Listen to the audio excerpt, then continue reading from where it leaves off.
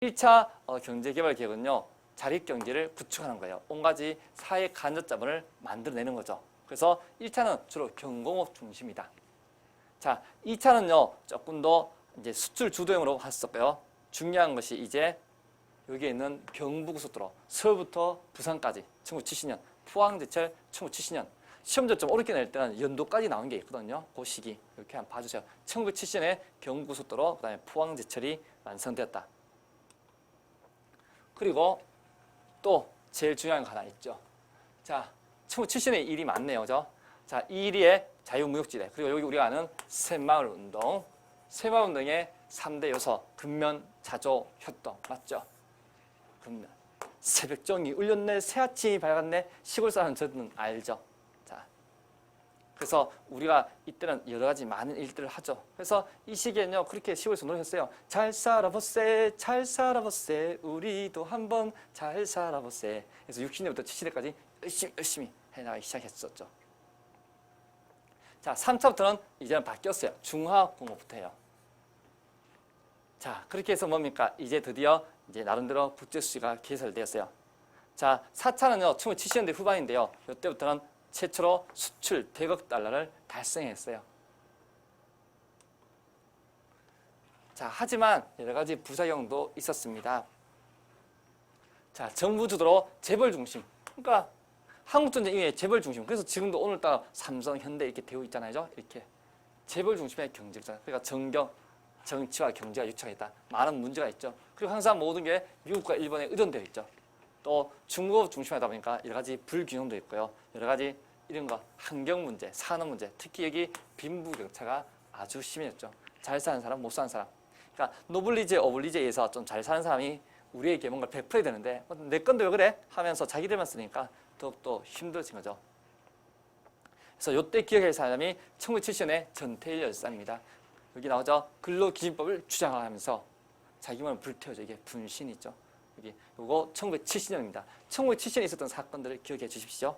자, 이제 중요한 게 이제 어떤 1965년에 한일 국교 정상화입니다. 그렇죠? 그리고 또 베트남 전쟁이 펼쳐지죠. 그러니까 한일 국교 정상화되면서 뭡니까? 일본한테 자본을 받죠. 그 다음에 또 베트남 전쟁 때 군인을 보내서 또 우리가 자본을 했어요. 그러니까 박정희 대통령 당시에요. 자본을 획득하게 된 두 가지 사건이 한일 국교 정상화 그리고 베트남 전쟁. 이 두 가지 꼭 기억해 주세요. 그리고 수출 중심의 경제 정책을 펼쳤다.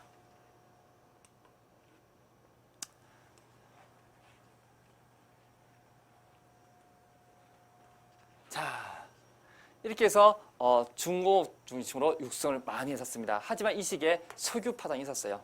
뭐 갑자기 석유가 오르면 문제가 심각하잖아요. 그래서 1차, 2차 이렇게 여러 가지 파동이 있었습니다. 자, 그리고 이 시기에는요, 전국이 일일 생활권으로 바뀌기 시작했습니다. 자, 이제 1980년대 후반이에요. 자, 1979년에 2차 석유 파동으로 여러 가지 문제가 있었습니다. 그때 이제 이런 것들이 이제 풀려나가는 시기가 있어요. 항상 경제가 한 10년 단위 왔다 갔다 하잖아요. 1980년대 전두환 정부입니다. 이때 뭡니까? 저금리, 저유가, 절달러로 뭡니까? 이게 3조 호황이에요. 경제가 성장했다. 1980년대 전두환 정부 때입니다. 그러니까 맨날 전두환 대통령이 하는 말이 있었죠. 본인도 잘한 게 많은데 왜 맨날 나만 갖고 그래? 80년대 성장을 했었다.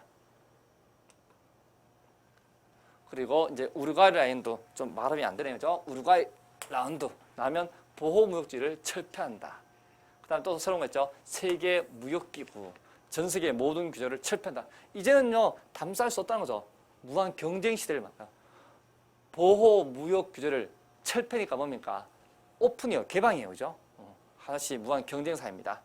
자, 그리고 제일 중요한 게 우리가 6월 민주항쟁 1987년 전두환의 4.13 호원 조치에 반대해서 뭡니까? 여의도에 수백만 명 시민들이 넥타이 부대까지 나왔었죠. 그래서 뭡니까? 이제 대통령 직선제가 된 거죠. 이때 이후로 노동운동도 활성화했습니다. 그럼 우리가 아는 건 김영삼 정부 때 금융실명제, 은행 갈 때 자기 본인 아니면 안 해주는 거 알죠? 자, 그 다음에 97년 마지막 때 IMF, 국제통화기금, 외환 위기를 겪었습니다. 자, 그 다음에 김영삼 정부 때 IMF가 있었는데 김대중 정부 때 뭡니까? 우리가 하는 국민의 금모으기 운동. 저도 많이 그때 다 냈습니다. 금모으기 운동. 그죠? 이렇게 해서 김대중 정부 때 IMF가 종료되었습니다. 대단한 나라죠. 자, 그 다음에